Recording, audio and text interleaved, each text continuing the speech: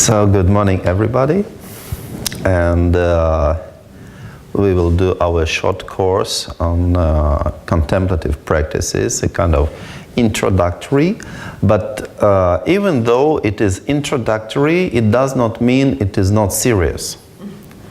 Because usually we have a consideration that introductory is something very simple, and the more important things are coming later. So introductory in modern world, it's like a pre-sale.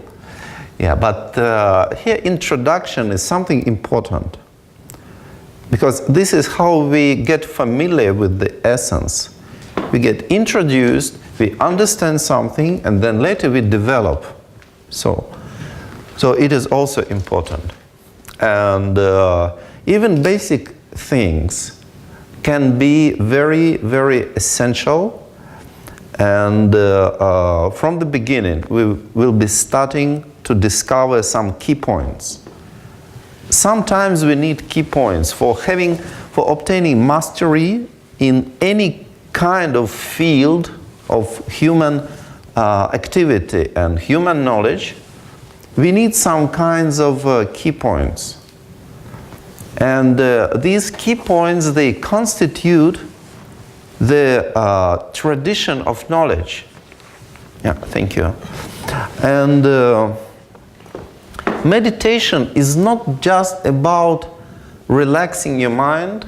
And then, of course, it's very nice when you can relax your mind and you can relax your body, and then you rest, you feel well. But it has to deal mainly with some kind of knowledge about ourselves, knowledge about our perception, knowledge about our interaction with the external world. A lot of deep knowledge. And the knowledge is not just information, because when we have information, what can we do with information? Information is something that we can sell, for example. But information doesn't really change our life. But knowledge is something that is giving us new possibilities, new opportunities. This is knowledge. When you know, for example, that there is not just one exit out of the room, you have more possibilities. It still doesn't make you leave the room. You still have to do something to leave the room, but now you have more possibilities. With the knowledge, you have more space, and you can discover your possibilities, and also you can discover your limitations, because sometimes we have very big illusions about ourselves, and we believe that we can do things that we cannot do or are impossible to do. And final knowledge is to differentiate, to discover the difference between what is real and what is illusory. This is the final destination. And then to integrate this knowledge into our life, into our daily life. And when we're speaking about the tradition of knowledge, I give you a very, very simple example. And we all studied at school, at least we studied basic physics. And there is, the law of Archimedes. The law that when you put something into the water, so the volume of water coming out is exactly the volume of the thing that we put into the water. And of course, every day, more or less every day in our life, and particularly since we are children, we get into the water and we notice that water is going up, but we do not discover this law. So it needed a genius of Archimedes to discover this law in something that was seen by everyone. So in this sense, a genius is somebody who can see something very essential in what everyone sees but does not recognize. And when you see it, when he discovered this, and when he shared this knowledge with others, we can say, oh, but this is evident. Yes, this is evident when we are introduced to this knowledge. So this is the example of knowledge and how then the knowledge is transmitted.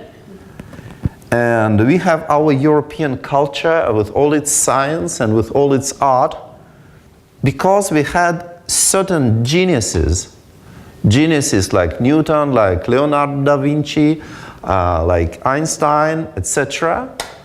Geniuses that discovered these precious pieces of knowledge, and then they preserved as a scientific and cultural and art tradition. And that's why we have so rich culture now. And the same story we have in the field of exploring our internal world. And there were geniuses like the Buddha, who discovered so many aspects of knowledge about our condition, about our state, and then he let this knowledge be known by other people. And then when you notice this knowledge, when you are really introduced to this knowledge, then you can think, oh, this was evident, but this was evident, but not really. Even though it was in front of our eyes, but it was not evident. For example, I give a very, very simple example. When we look outside and we see different things, then we perceive objects as something external to us. We perceive things as we are the subject and there is an object, and there is a distance between a subject and an object. But this is an illusion, because even we consider the medical theory of modern biology, neurophysiology, about our perception, we can easily understand that what we see, I don't mean the object, but I mean what we see, our perception, is a part of our own organism, our own system. It is something that goes through our nervous system, through our brain, etc. So what we see is not the physical reality. What we see is a reflection of this reality in our brain, in our organism. We cannot say that brain is the limit. Maybe there are other processes that the science still doesn't really know, but at least we can understand that it goes through our brain. And then what we perceive is not something external, it is an internal reflection of something external. And we can understand it intellectually perfectly. We are all educated people, and I guess when I was at the school and I was studying biology at the level of school, then we had a picture in the manual on biology. We had a picture, a tree, an eye like a lens, and then small tree upside down, and then some arrows going to the brain. So this is explanation. So even when we are like 13, 14 years old, we can understand that what we see is a part of our brain. But even though we know this intellectually, when we look outside, we still consider objects the same way, as something external. We do not really recognize they are our own state. So this is the example. This is the example of the difference between information that we have and the knowledge. We have this information, but we don't have this knowledge. For having this knowledge, we need to recognize what we see as a part of our own nature, as a part of our own energy. And this is what is called this famous non-duality, this knowledge of non-duality between subject and object. And this is quite a high task. This is not something easy and simple, but this is just example of what it can be. And we have so many pieces of knowledge combined together knowledge related to our own state, which is transmitted through the ages and is connected with the contemplative practices. So contemplative practices, we need them for developing a kind of instrument for observing ourselves and for getting knowledge about ourselves. So this is the point.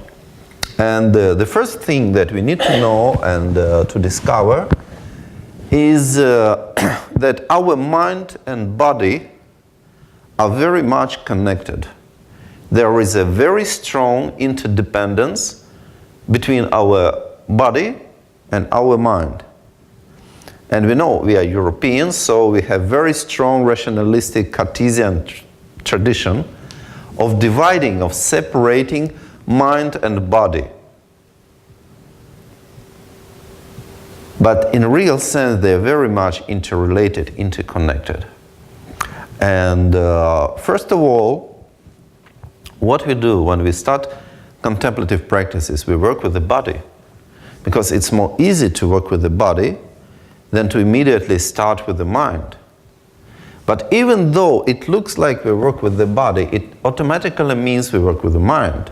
Because body and mind are interconnected. And what we need to do? We need to find the state of balance. A balance of our body. But even though we find the balance of our body, we find this balance with our mind. This is a very important cognitive task to find a balance. And there is a very important instruction on meditation, and it says that when your body is straight, then your channels are straight. When your channels are straight, then your prana energy is straight. And when prana is straight, then your mind is straight, or somehow we can say straight, but this is more geometric. In real sense, we can say more even or balanced. So in real sense.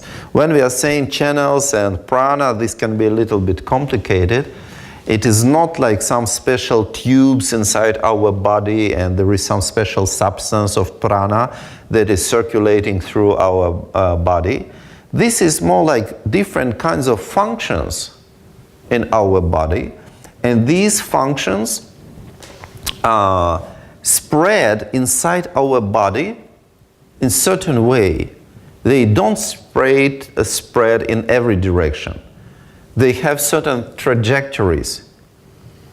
It's like electricity goes along certain pathways, not in every direction. So our body is anisotropic. It's not the same in every direction. So when we say channels and prana, it can be understood as different kinds of influences and functions, and their pathways inside our body, inside our organism, as it is seen from inside, not as it is seen from outside, from the third-person perspective, but as it's seen from inside, from the first-person perspective. And it is not always equivalent what we see from inside with what we can see from outside. So, from inside we can see ourselves very different from what a magician would see exploring our body from outside. And we know that from outside we cannot even really know if the other person has consciousness or not. This is a big issue in modern philosophy, psychology, science. Can we prove that somebody else has a consciousness? But inside ourselves, for us it is evident that we have a consciousness. We are conscious of what's going on outside and inside. So this is the difference between third-person perspective and the first-person perspective. And in contemplative practices, we mainly deal with the first-person perspective. And therefore, when we say that our body is straight, it does not mean that it looks straight from outside. It does not mean that it is geometrically straight. It means that inside we discover the balance, the position of balance. And you know, our body can have strange shape. And in general, our body is not a perfect geometric shape. But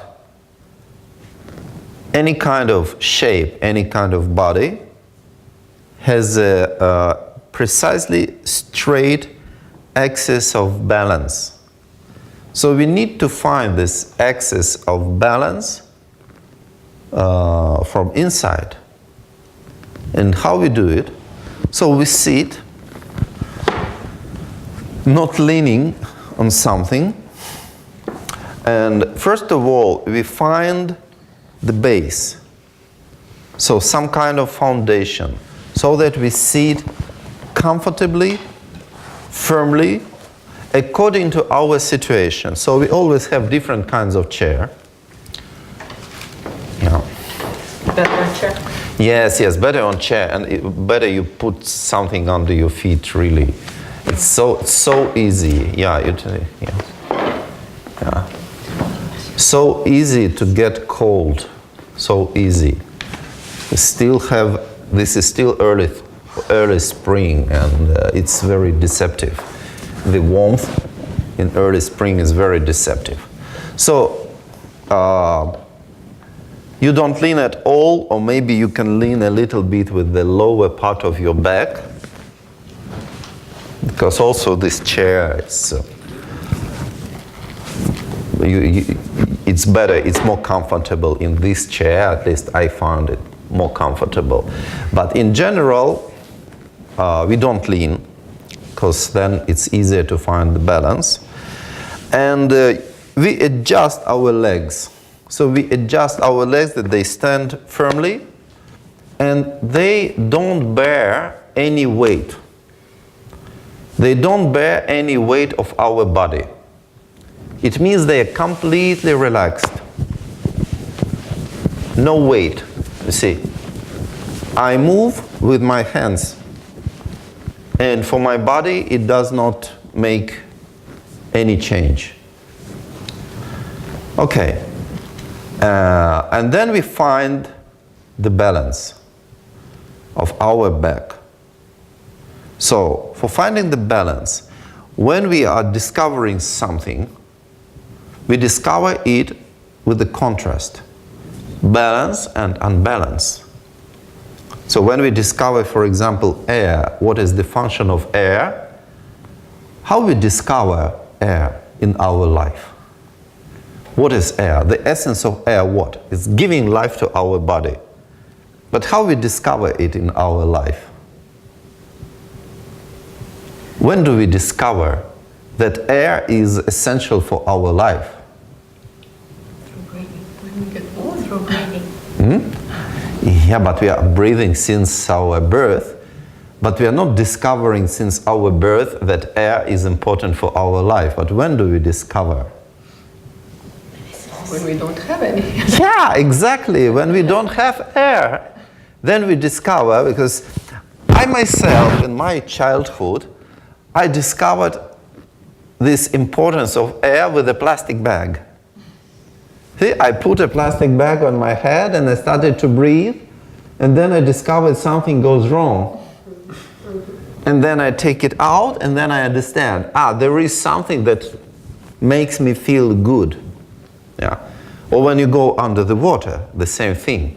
So for understanding something, for recognizing something, we need a contrast. So for balance, we also need unbalance, lack of balance.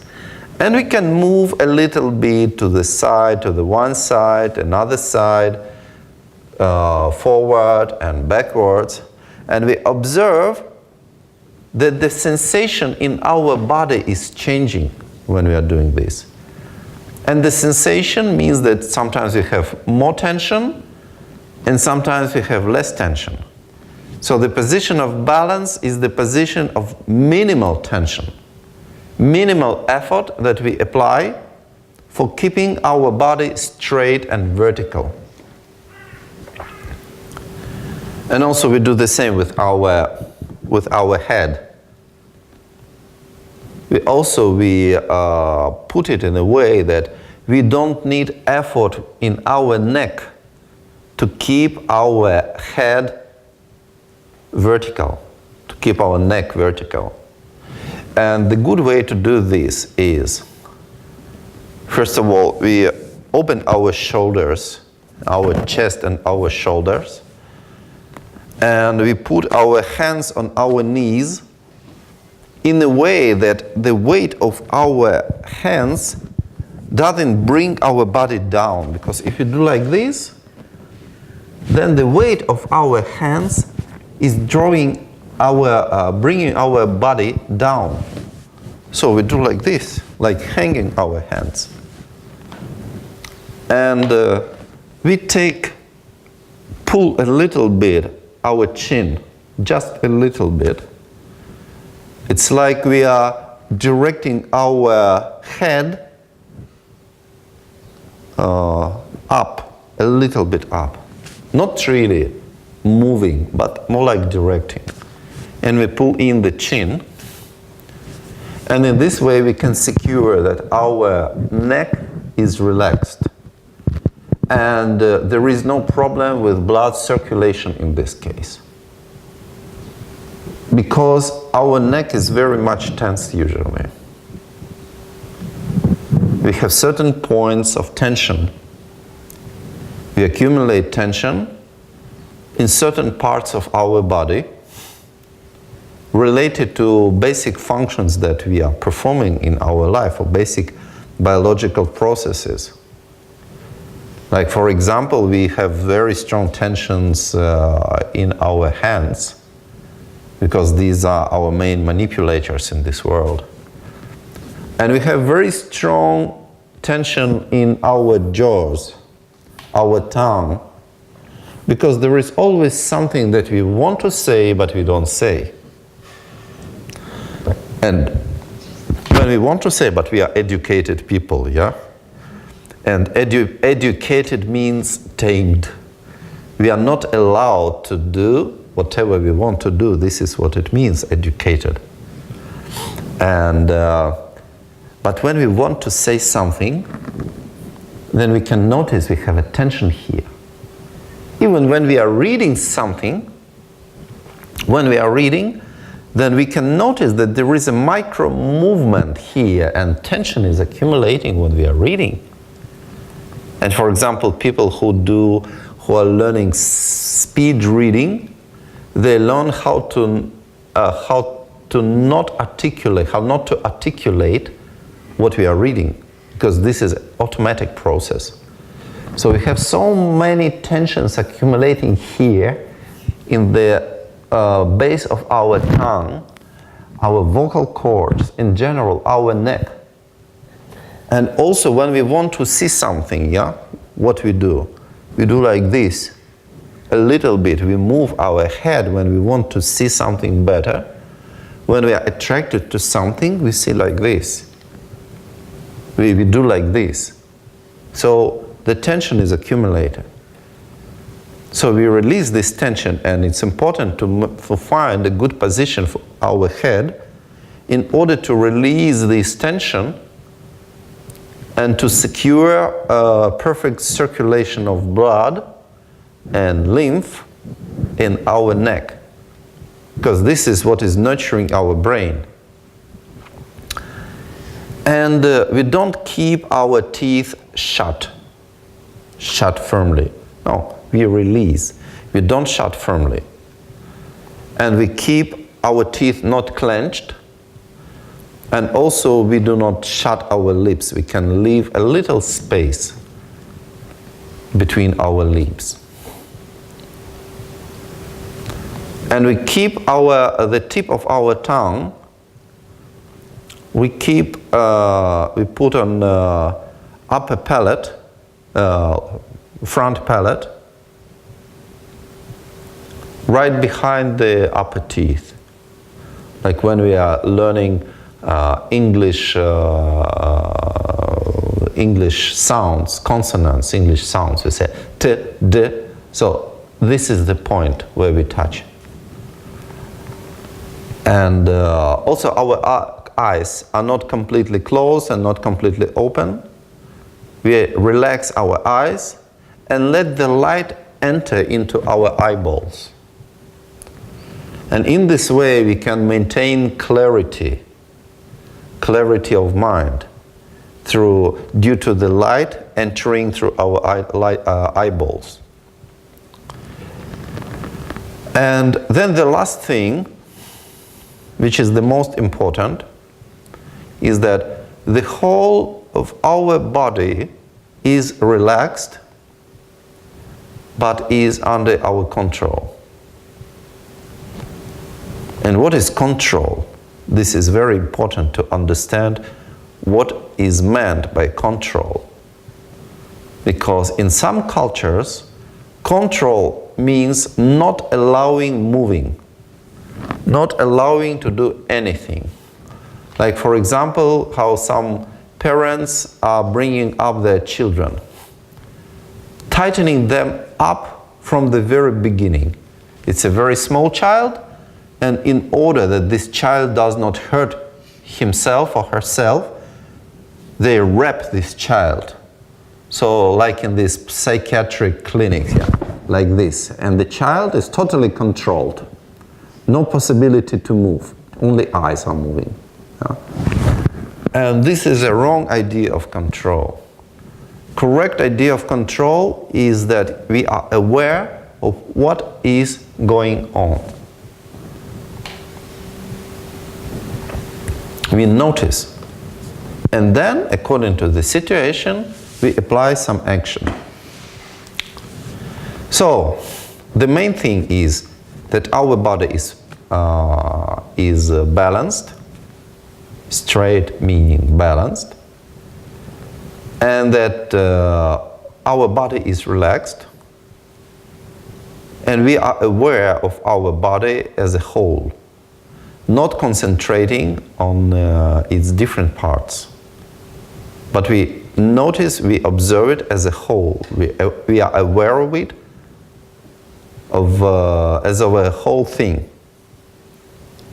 Okay, so now we try to find the state of balance. Make sure that your hands, your arms and your legs are not tensed. Don't bear any weight. That your teeth are not clenched. Your tongue, your neck are relaxed. And just remain in this condition of balance.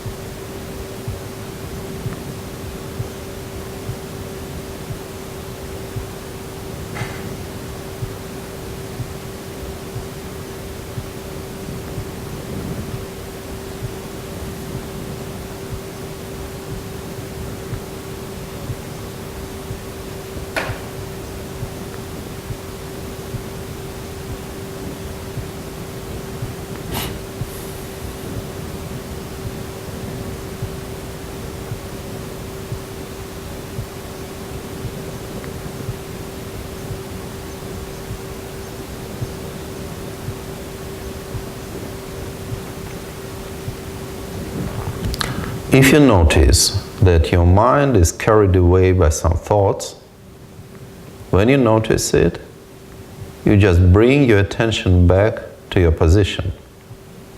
Restore the balance and just remain in this position.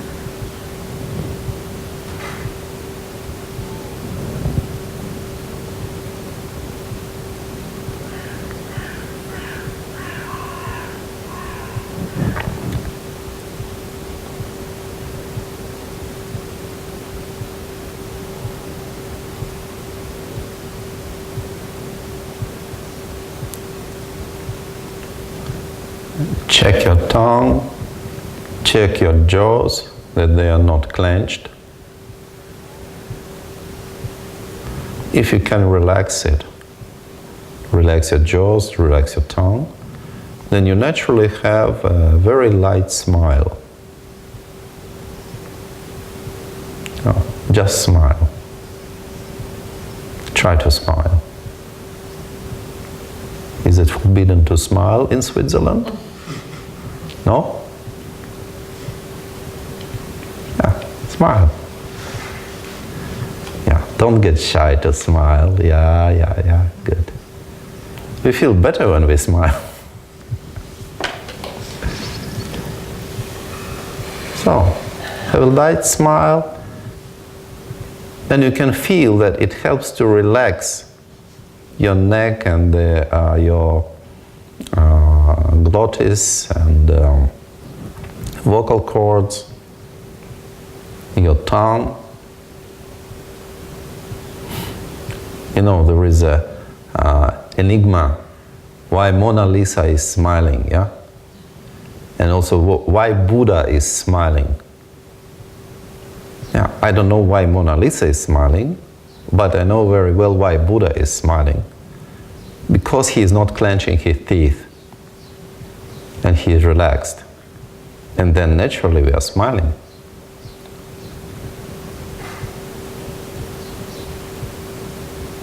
It's very difficult to keep the eyes open though. Yeah, you don't need to keep your eyes open. No. You just keep it, you can keep it half closed. Just to let a little bit light enter. You don't need to look at anything. Just let the light enter. Otherwise you can easily fall asleep. If you close completely, you can easily fall asleep. So for not falling asleep, you just keep it half closed. You can direct your gaze a little bit down in the direction of the tip of your nose. You don't look at the tip of your nose. Don't look. It is not very easy. But this direction.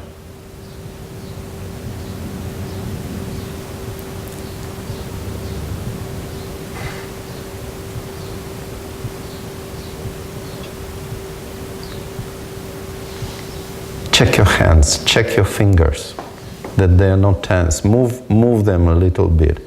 Because I can see that for some people, the fingers are tensed. Yeah, you don't need, you're not doing anything now. Yeah.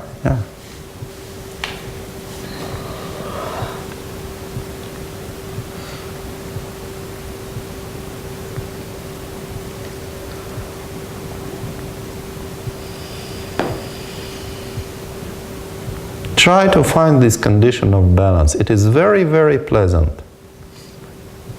When you just find it, it means you don't need to put much effort for maintaining your body vertical.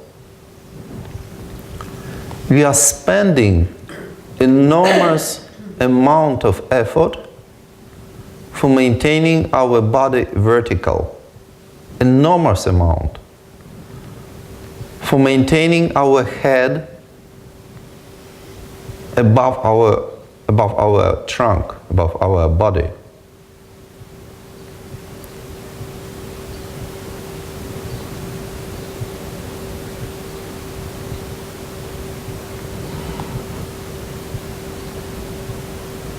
So try to find this balanced position and just remain in it.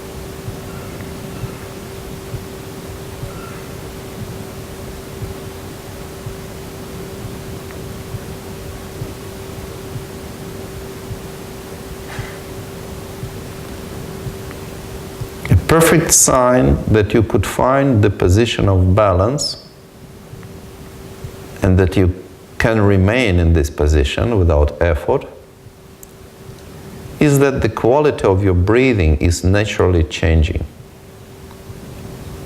It is naturally becoming more even, more relaxed. Not necessarily more deep and intense.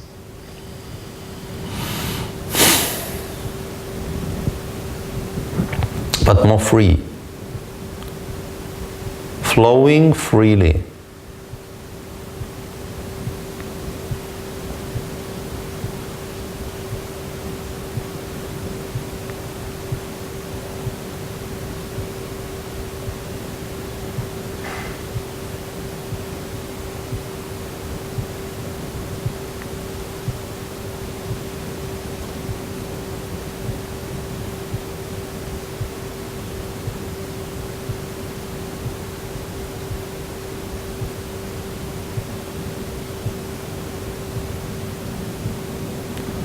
From time to time you can check if you could really find the position of balance. Because the position of balance is a position where you feel comfortable. If you don't feel comfortable, it means that you didn't find the balance.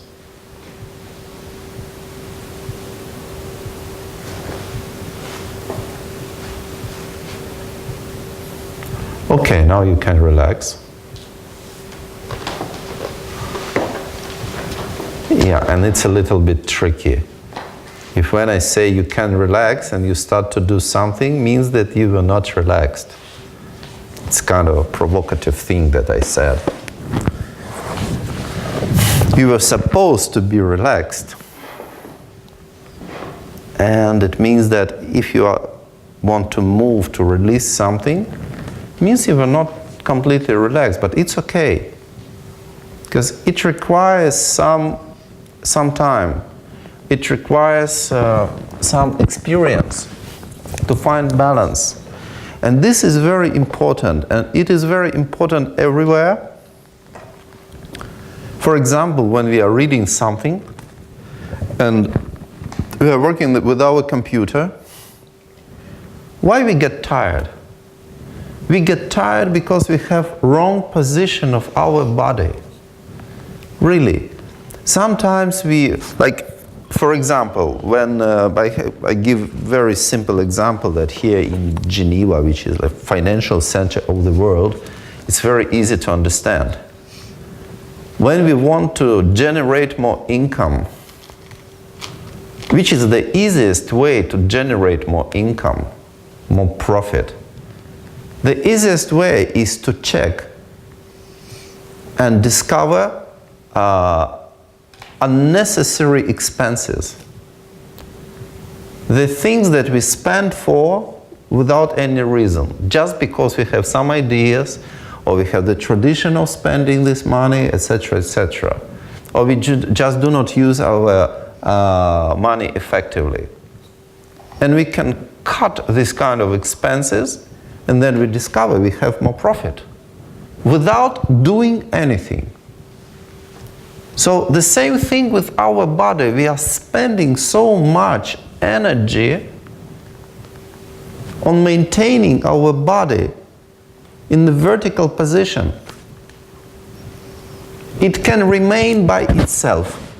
We don't need to maintain it. We can put it in a way, kind of build it up from the base upwards. We can build it up, put it up in a way that we don't need effort for maintaining it in vertical position.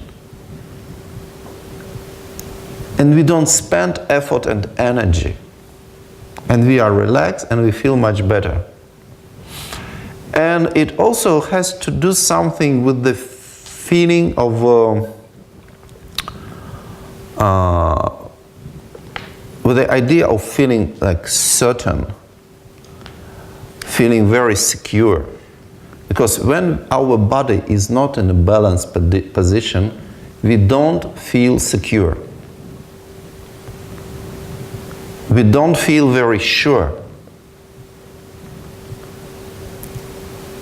And for developing this sensation of firmly standing on the ground and being very steady psychologically, it depends very much on our position. The more firmly we stand or we sit, the more sure we are, the more secure we feel.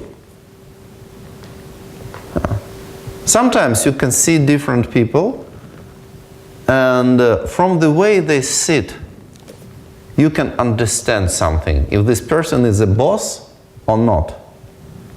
It's very rare that you find a boss who is sitting like this.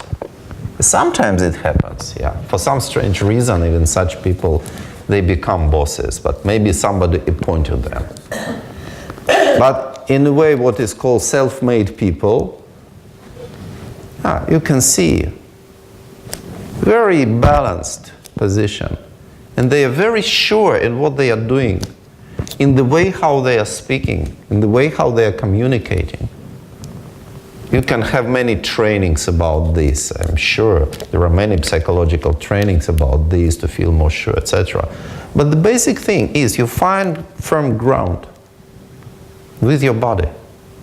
Also, when you're walking, we will do exercise with walking now. And you try to find this sensation of balance in every step. Every step you make. Don't hurry first, but do steps firmly, maintaining this sensation of balance. And this is what we're going to do now, right now, without a break.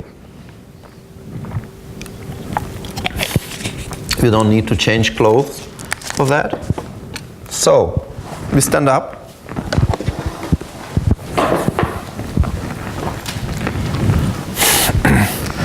And we try to find balance. So it means our legs are relaxed. Everything is relaxed. We know that our center of gravity should be somewhere between our feet. Should be projected. The projection should be between our feet. Just find a way, relaxed, move a little bit. One side, the other side, yeah. Forward, backward. And then you notice the difference in sensation.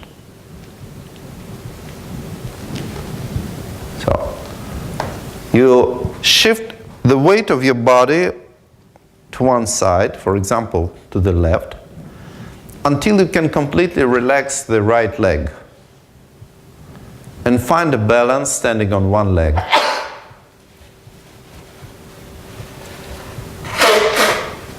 And then you shift to the other side. You move to the other side and find a balance on the right leg. With left leg completely relaxed. You don't need to raise it, to lift it from the ground. It's still on the ground. You don't keep the weight. So you do some few times like this, observing the sensations in your body. And when you reach to the last point, you can relax one leg completely. And then you move again to the other side. And check that your leg is completely free, completely relaxed, one leg. Yeah.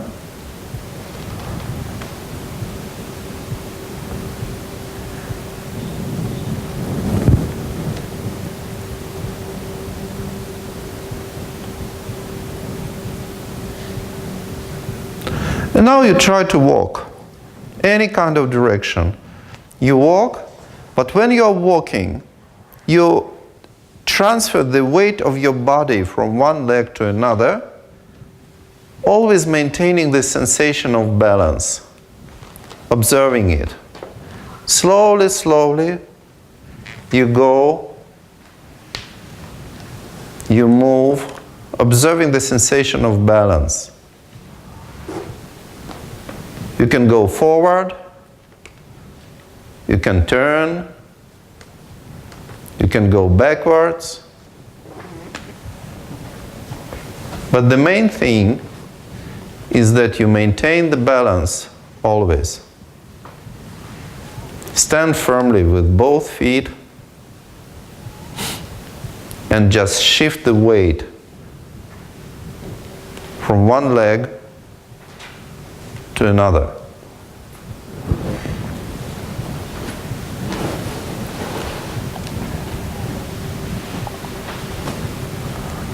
So in this way you explore your body. When I do this, my ankles go a bit.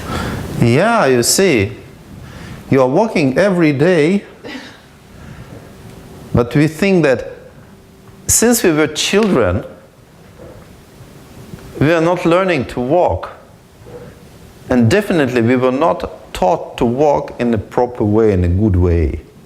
Just enough to move our body, but not in a very economical way. When we study gymnastics, or when we do a lot of sports, or we are dancing, then we learn how to move. Otherwise, we are not learning.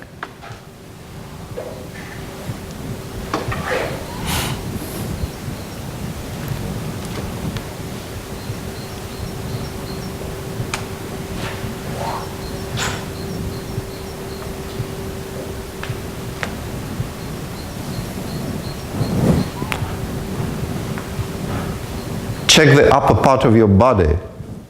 Check that it shouldn't be stiff.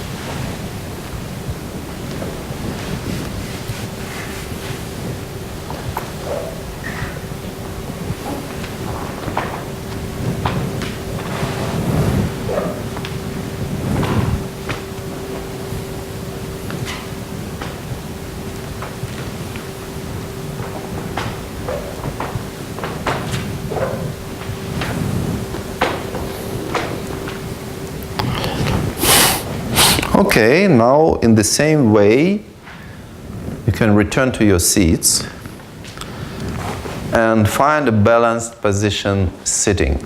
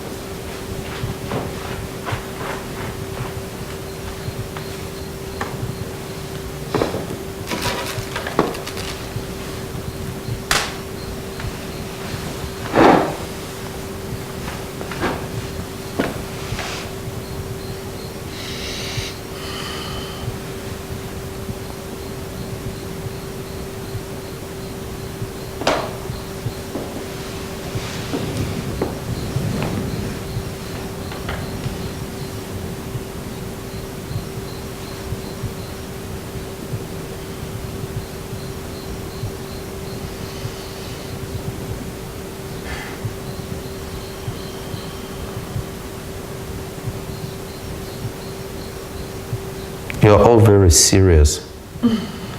Very, very, very serious. Are you all bankers? Yeah.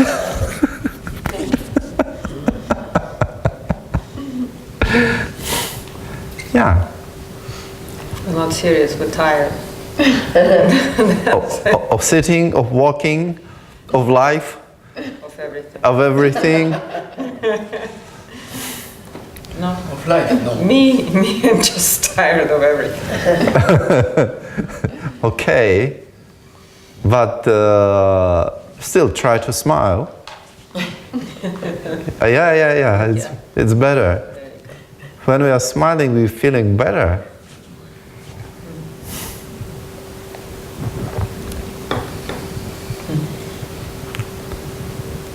Yeah, smile. You can do that. You all can do that, I'm sure.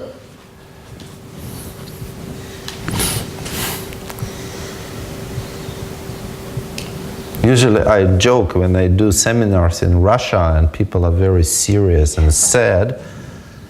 Then I say, listen, here it is allowed to smile, so you can smile.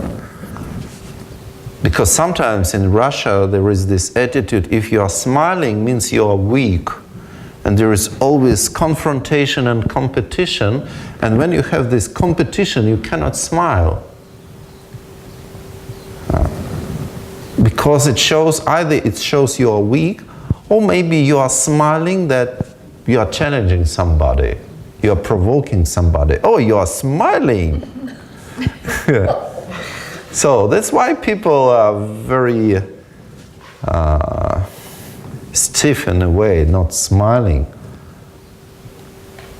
You really think that in Russia it's like this? I've never experienced this. Okay. Yeah, a lot. And when I'm saying, with young people it's not that much, but with the older people, and then I say, it's allowed, nobody's gonna punish you for smiling, and then they start to relax. Yeah, but now I see that also here there is a big deal, big problem with smiling. Just smiling. Just smiling. You don't have to do anything. You just smile. Yeah. It's fun. It's fun to smile. Try, smile. Yes, coming, yes! Yeah.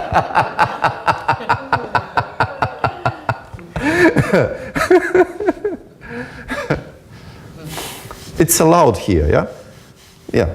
It's legal to smile in Switzerland. Totally legal. No special tax for that, no? No special tax, no. Fine. You can even smile on a passport picture, which is not allowed in Russia. Oh, really? Yeah. But do you? I smile.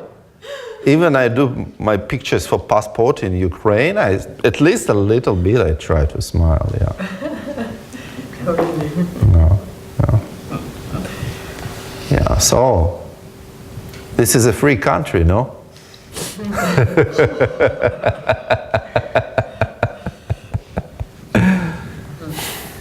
Because what we are doing, the final destination is to be happy. Even though we are doing serious things, but final destination is to be happy. But you cannot be happy when you clench your teeth. If you clench your teeth, it means you're like a horse. You're always working.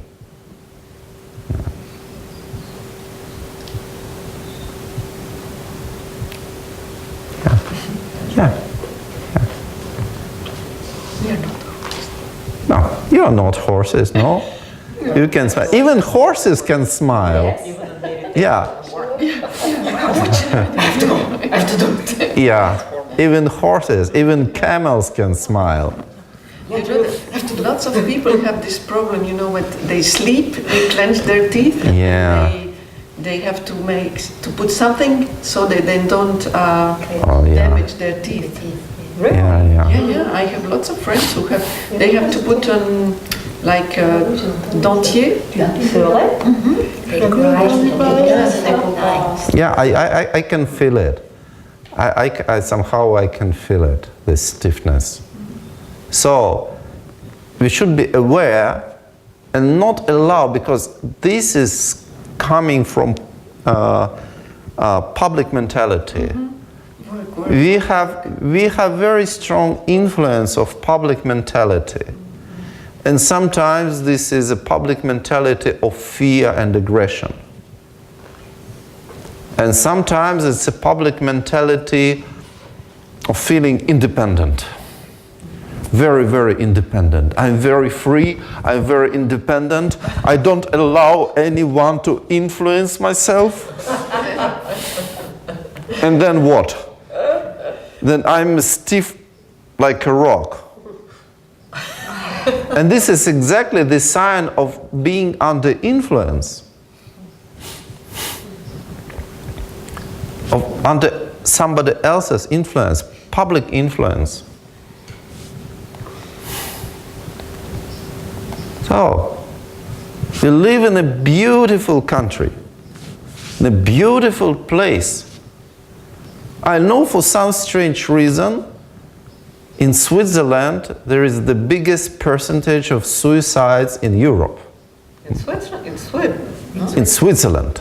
In Switzerland. Switzerland, Hungary, Austria. Yeah. Really? Yeah. Yes. And this is totally ridiculous. Yeah. That's cute. So, let's decrease the rate of suicides in Switzerland. Yeah. Yeah. You know, maybe they count it because it's legal to the assisted suicide. That's what they count. No, Everyone no, comes to... no. No? Whatever. Try to smile. Even we are speaking about suicides, we can have fun. If suicide was a liberation, why not? I just don't believe it's a liberation anymore. So. Yeah. No, Try to smile. I think it's important to have trainings in smiling. Yeah. Yeah. When you smile, you feel better. So, we should not wait until we complete some task and then we can smile. No. We can smile from the beginning. Yeah. To sleep. Yeah. Balance and smile. And actually, when we find balanced position, what happens to our body? It undergoes the same processes that it undergoes when we are falling asleep. But we are keeping vertical position. It means that our body goes to sleep, but our mind remains awake. So this is a very important separation. Then our mind can become very clear.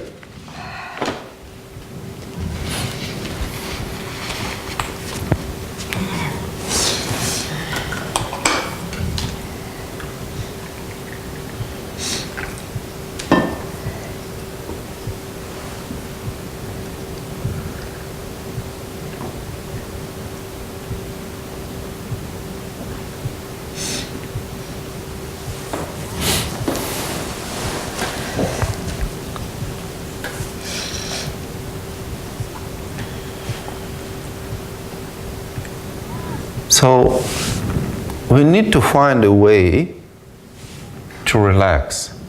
And there is a very good thing, there is a very good way to relax and to open up. And we will now do this. And then we do some exercises to relax our body as well. And this is the feeling of loving care. Not love as an attachment, but we all have somebody we care of. Or maybe sometimes we just have this feeling. Sometimes we have this feeling for small children, for very little children. You know, sometimes they are very, very funny. Yeah? That most children are very funny. It's still a big secret why out of these small, nice, cute, funny children, the idiots grow up, yeah? Total idiots, and you know, strange, very strange. All children are so cute. There is very rarely you find an ugly child, yeah? Ugly, I don't mean the look, but children are very nice, yeah? Adults are quite okay too. Yeah, but I don't know. I won't say they're ugly. yeah, but I mean, among adults we find very strange people, yeah? They're not always funny. So we can remember something funny that we saw about children, or sometimes we have like funny pets, like dogs and cats, very small, young, still learning how to walk, playing, yeah? Internet is full of cats, yeah? Full of cats, because this is funny. So maybe if you like cats, you can remember some funny pictures of cats. If you like dogs, you can remember something funny about little dogs. So, just to feel some spontaneous happiness and joy, remind yourself some nice, small, little beings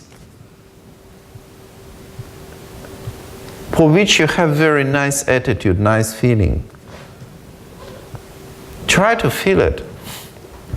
Try to remember, and then you feel naturally you feel some kind of good feeling. Yeah.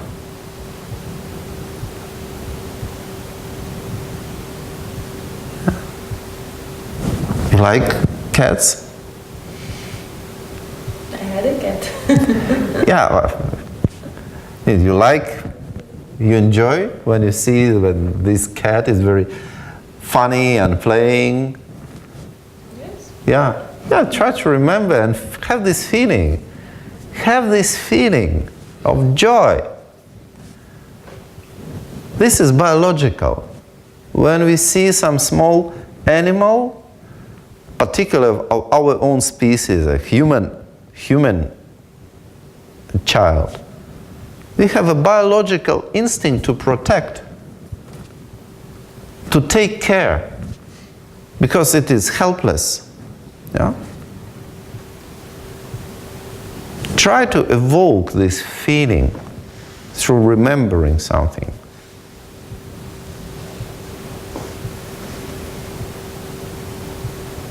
Try to support it with your smile.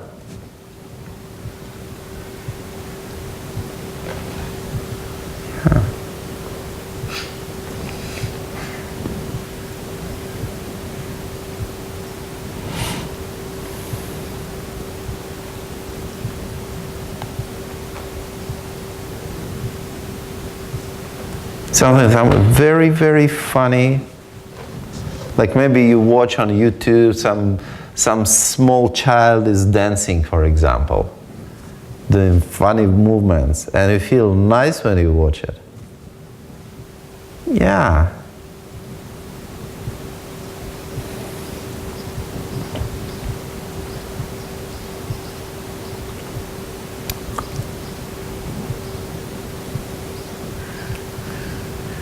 Unlock your chest. It helps to unlock your chest, the upper part of your body, which is usually very stiff. So in this way, we unlock it from inside.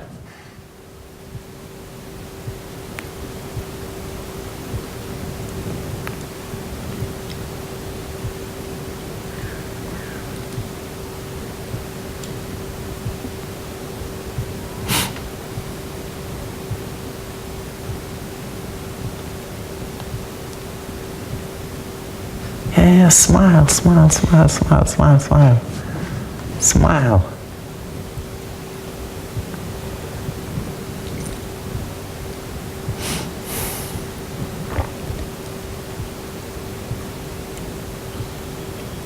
Don't resist. Smile. And from your smile, you have a feedback in all of your body.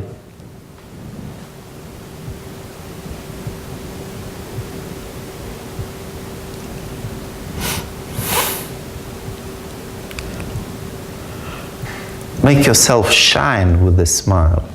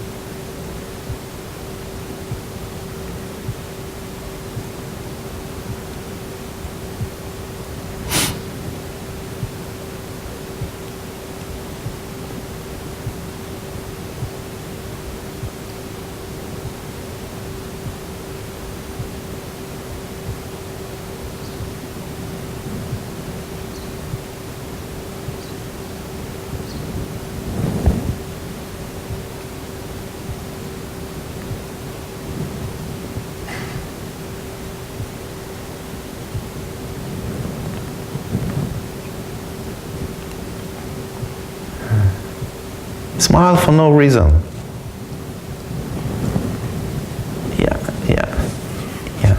Yeah, it's coming, smile is coming. Yeah, I understand life in Switzerland is so heavy and terrible.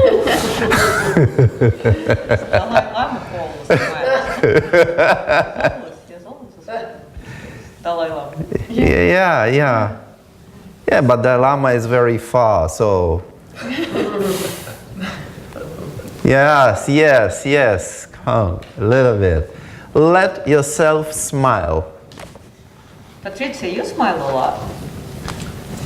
Yeah, don't check, yeah. Smiles too much. Don't check if others are smiling or not. No, but I know her. She smiles. Yeah. She's smiling. You smile. Yeah, now smile. Yes, cheers, yeah. Don't bargain on that, you know. Just my teeth are okay. yes. Don't care about your teeth, yeah. Yeah, exactly. Yeah, look at it now. You can look at each other and smile to each other, yeah. Smile. Yeah. You always smile also. You're smiling. Yeah, they're already smiling, yeah. He's always a smiley. What's happening? Yeah. What's happening? Why? No, Igor, they all smiling. Yes, but now not really. Some are not. Yeah, now it's better coming. Better coming, yeah. It's Eastern Europeans here that are serious. Yeah. Yes. Everybody is coming to Switzerland in order to find better life, and they find better life and then stop smiling. Terrible. Yes, but I immediately recognize the Aeroflot passengers coming out of the arrival in Geneva yesterday morning. Yeah, so. This must be Aeroflot from Moscow. Yeah. Hey, women are beautiful, well dressed, fat guys. It's cute.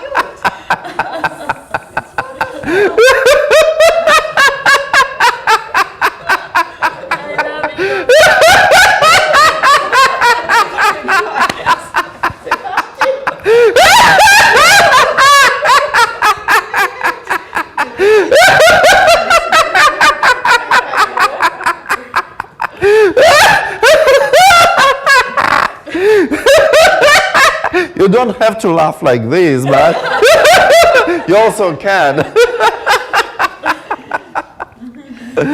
Yeah, now life is better, no?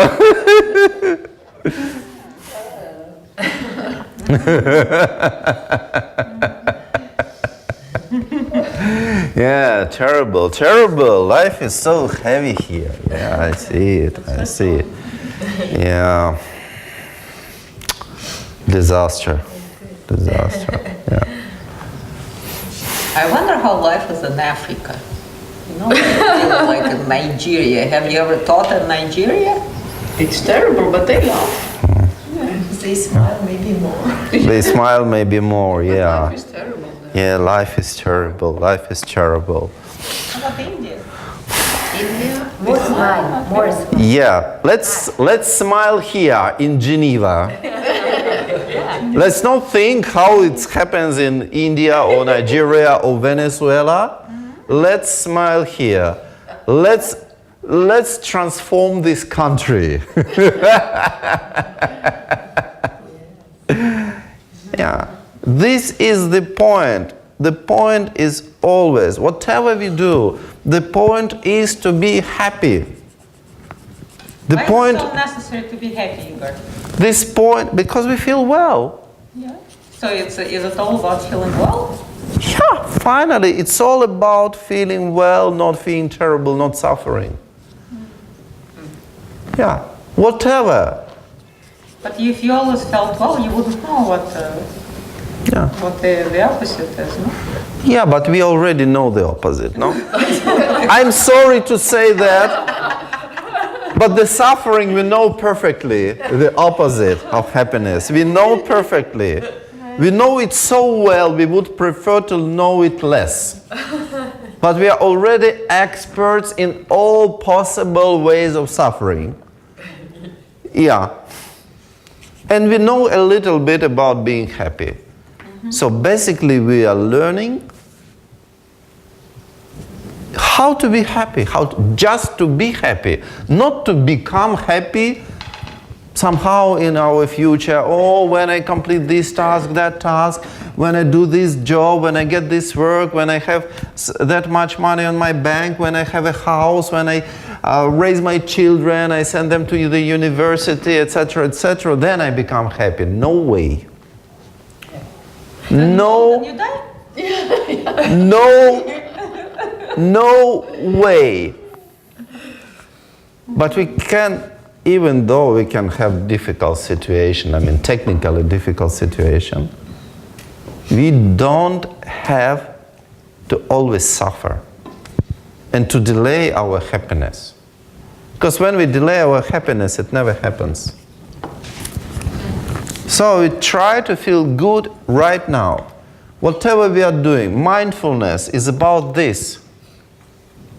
Because we don't do mindfulness or awareness just for being aware of our suffering. This would be a little bit strange. Then we develop our awareness for just being aware of our suffering. Yes, and then we discover more and more and more suffering in our condition. We discover, and then does it make us feel better? No. What's the point? So we discover the source of both happiness and suffering, which is our mind. This is what we discover through developing awareness. We discover how this happiness works. And we can understand that it does not really depend very much on relative things. Sometimes it depends a little bit. But for a short time, somebody is giving you a very good present and you feel happy.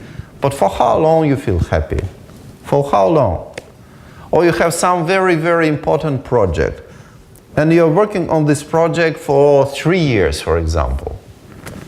And then when you complete this project and everybody is congratulating you, and you feel happy, you feel excited, but for how long this feeling of happiness lasts? It's just a hormonal peak. It's not real happiness. It's just a release of particular hormones in your body, but then after increase you have a decrease. This is the other side. So we can discover how it works. This is what we discover with awareness. The source of both happiness and sorrow.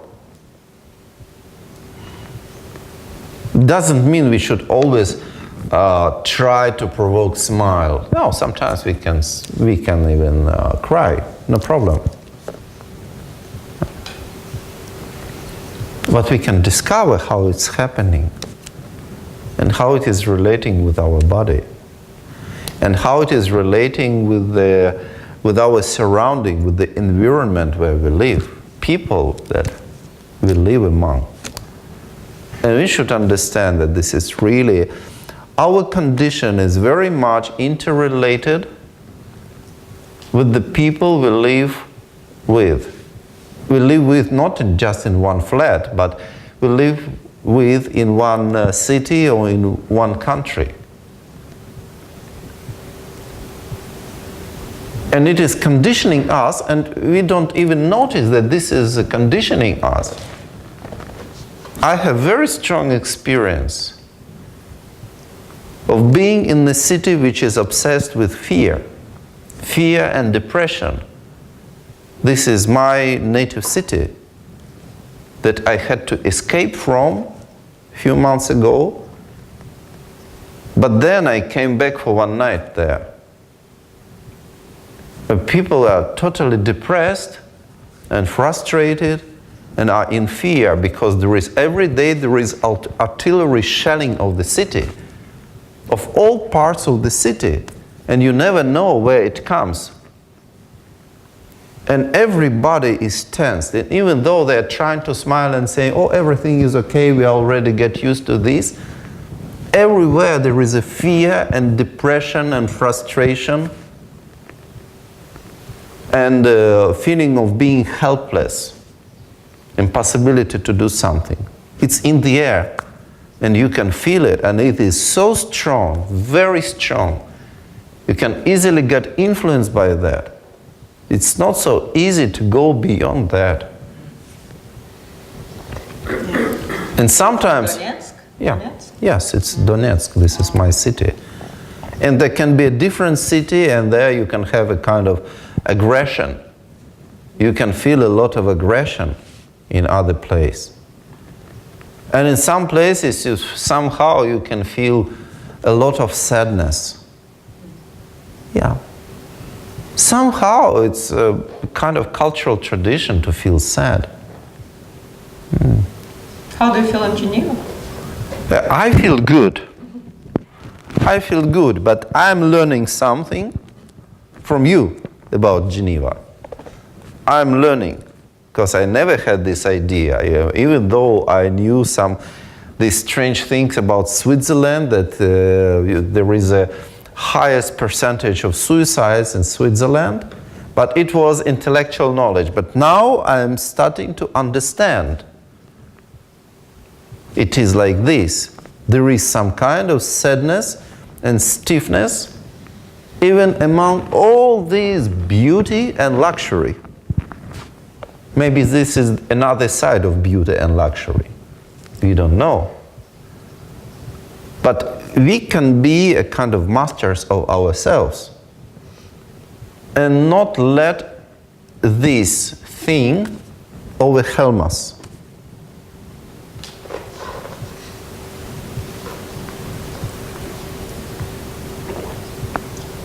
Yeah, otherwise it is strange.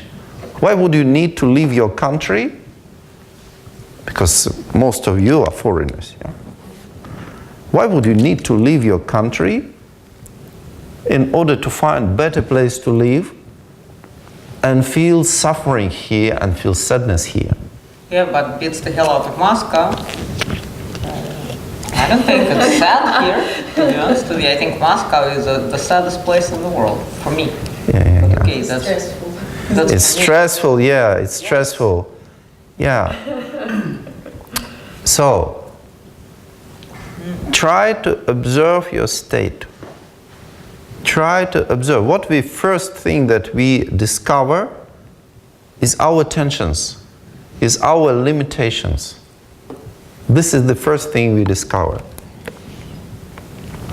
Okay, now we make a short break, and maybe we changed our clothes, and with Patrizia we do some exercises to briefly,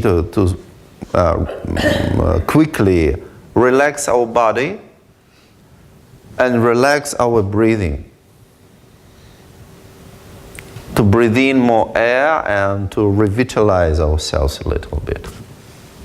Okay, so we do a short break and then we continue with some exercises, physical exercises.